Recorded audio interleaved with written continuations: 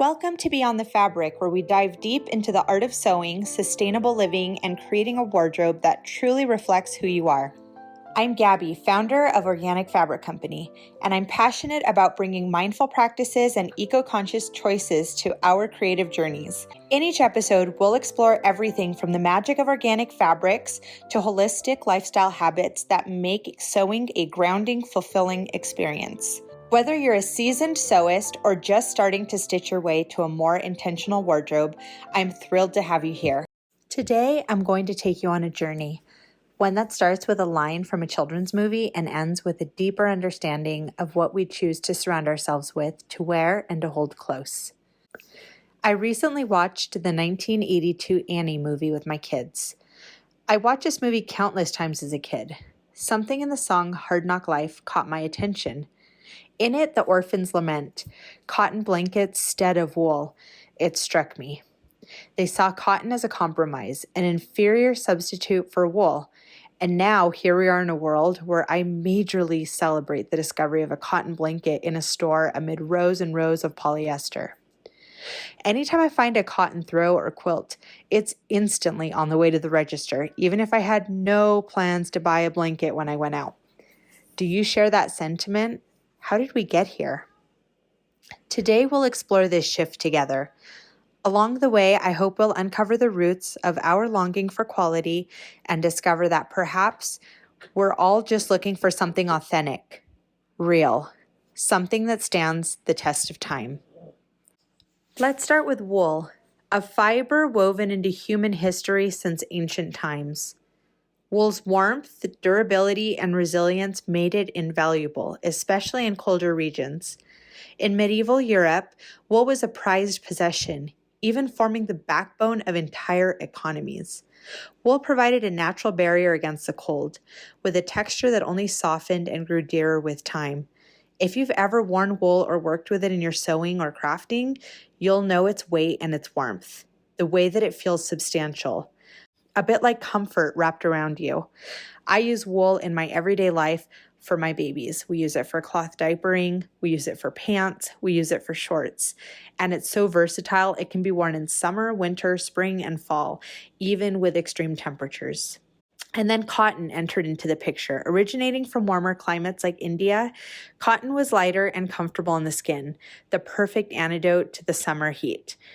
With the Industrial Revolution, cotton production boomed, and it quickly became the everyman's fabric. It was versatile, affordable, and easy to dye, making it accessible for everyone. But even then, cotton was seen as second to wool for warmth and comfort. Wool was cherished, and cotton was practical. Each had its place in the world. There's a statistic that might surprise you. Cotton is one of the world's oldest crops, with traces found in Mexico dating back to 5000 BC. By the time it reached Europe, it was in high demand. Wool and cotton, natural fibers, coexisted and each fulfilled its role. In the mid-20th century, things began to change. Synthetic fabrics like nylon and polyester came into play. They were created in labs, and to many, they promised a revolution. Imagine a fabric that didn't wrinkle, that dried quickly, was less likely to stain, that wouldn't shrink in the wash. A dream come true, right? Polyester was cheap to produce, easy to care for, and seemed nearly indestructible. Brands marketed it as futuristic and superior, something modern and clean. There was even a slogan at one point, better living through chemistry. But the rise of synthetics came with a price. Polyester may not shrink, and it doesn't hold stains, but it also doesn't breathe. It clings. It holds on to odors, and perhaps worst of all, polyester became a cornerstone of the disposable revolution. Mass-produced fast fashion that doesn't last but keeps us buying more. The synthetic industry became an empire, feeding the narrative that these miracle fibers would outshine wool and cotton. And for a time, it seemed to work. Synthetics made their ways into wardrobes everywhere, from boardrooms to kids' school uniforms. And yet, if we're honest, who hasn't reached for that cotton tee or wool sweater craving the comfort of something real? In recent years, there's been a movement. A quiet one, yes, but a growing one. Back towards fabrics that are more than just functional. We're yearning for fibers that breathe, that tell stories, that feel true, fabrics that last more than one season, fabrics that can be passed down from generation to generation.